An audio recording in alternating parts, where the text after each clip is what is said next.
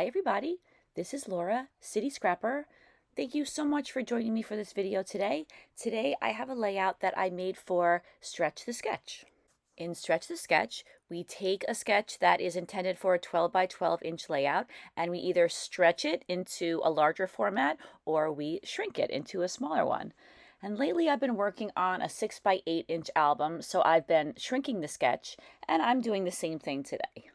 I'm continuing to work on an album that I've started to put together, and the album is based on prompts that I received in a class that I took with Janet Fritz from Galaxy Girl Creations. And in this class, it was called Impactful Storytelling.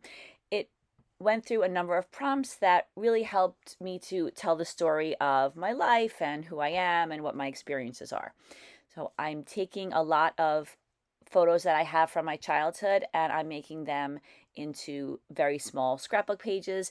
And the main focus of this album is going to be on the journaling, but I did want to have a layout to go with each prompt. There were 12 prompts in total, so I plan to have approximately 12 layouts for this album. Everything is still in the planning stages with this album except for the few layouts I have, so I'll see what happens as I go along creating it. I started this layout with a piece of 6¼ by 8½ inch blue paper from Simple Stories, and I was trying to decide whether I should use that blue in the background or if I should use it as an accent. I finally decided that that would be the background paper. Then I cut 3 strips of white cardstock. Those are 2 inches tall by 5½ inches wide, and I couldn't fit 4 strips of paper the way they had in the sketch, so because I'm using a smaller format, I decided to just use these 3. Of course, I could have cut the paper into narrower strips and fit 4, but I liked the size of these strips of paper, so this is what I went with. The paper collection that I'm using today is a pretty old My Mind's Eye collection called The Sweetest Thing. And if you've watched any of my videos before, you may know that I am constantly using some really old collections that I still enjoy working with. This is a photo of my sister, my father, and me. I'm on the left. I guess I was probably about 2, and we were sitting on the couch in our Bronx home. This was so many years ago. And as a response to one of the prompts, I wrote about my father, so this is a page that's going to go in that section of the book. I inked a lot of the edges on the layout with some distress ink in chipped sapphire. This little ink pad that I have, it's somewhat dried out, so it's perfect for just rubbing on the edges of the papers rather than using a dauber. Using a dauber makes the ink look a little bit different, but it's really similar. I wanted to pop up my photo, so I reinforced the back of it with some heavy 120-pound white cardstock, and now I'm adding some self-adhesive fun foam to the back of it and adding some ATG adhesive to pop it up. And then I attach the photo down in pretty much the same place where they have it on the sketch. I add some chipboard to the layout.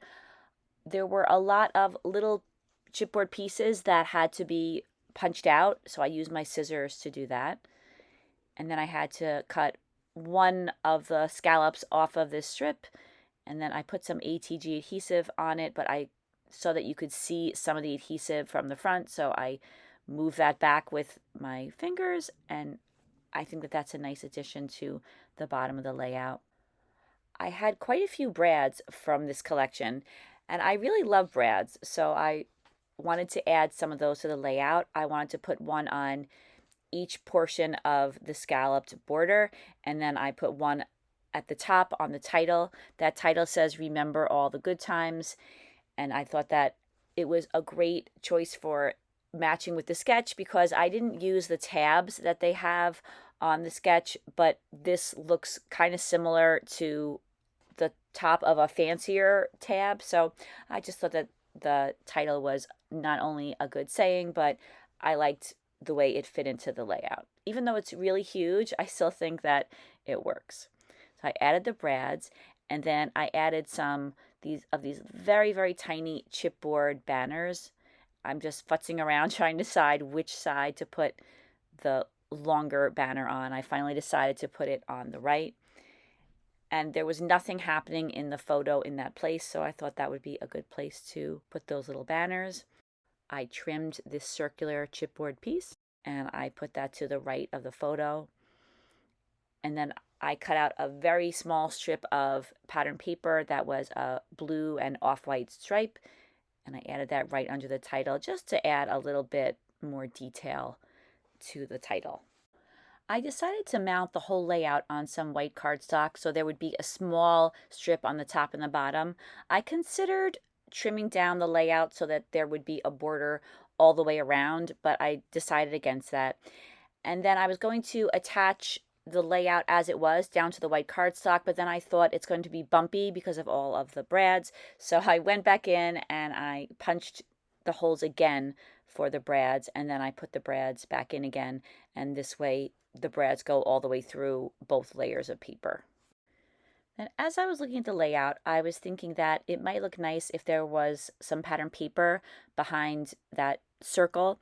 And so I picked out this yellow, very fine striped paper, and I added that to the frame, and I think that that makes it a little bit more prominent on the page.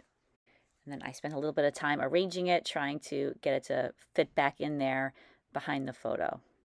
Then I discovered that I had the matching enamel dots for this collection.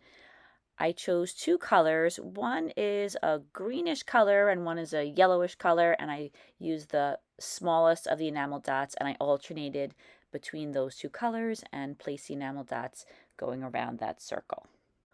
I wanted to do some stitching on the layout, so I'm punching some holes right now. At first I was using this big clunky metal ruler, and that just wasn't working out too well, so I tried a more lightweight plastic ruler, and even that wasn't working out so well. So I finally decided to just draw a line and make the punches along that line. That worked out a little bit better. The line of punched holes isn't perfectly straight, but I thought it was straight enough. Well, my plan was to stitch around all three of these rectangles, and then I wanted to put a line of stitching going across the top. For the line of stitching at the top of the layout, I drew a line, and then I used, again, this little tool that I have. This is from an Amy Tangerine set that I bought at TJ Maxx years ago, and I love that little tool.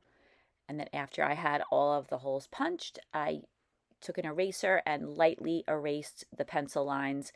I didn't want to pick up any of the color from the pattern paper, so I was very gentle about that. And the stitching will cover up any light lines that are there anyway. To the left of the title, I added two chipboard buttons, and they weren't sticking that well, so later on when I do the stitching, I stitch them into the page. At first I had two blue buttons, but then I discovered there was a yellow button as well, so I switched one of the blue ones out for the yellow one just to mix things up a little bit. And now I'm doing some stitching. I'm just doing a very simple back stitch. I do this across the top and then around all of those rectangles, and now it's complete. Now I didn't end up liking the stitching at the top of the page, which is unfortunate after all that work, but that's okay. I felt that instead of white stitching, I needed some color there, so I cut a really thin piece of the white heavy cardstock, and then I used the 6x6 inch pad and I cut out some strips of stripes. I pieced them together, and now I'm going to ink the edges with, again, the Chip Sapphire Distress ink. And then I'm going to attach that down right over the stitching. I could have gone back in and pulled the stitching out, but it gives this strip a little bit of dimension. But I attached the strip right over the stitching, and I think it worked out. I added a little enamel dot to one of the banners, and the layout is complete. Thank you very, very much for watching this video, everybody. I really hope that you enjoyed it. Please take a look in the description box. You will find a link to all the other scrapbookers who have created videos this month for Stretch the Sketch, and you can hop along to each of their channels. I hope that everybody has a fantastic day. I will see you again soon. Take care, everybody. Bye-bye.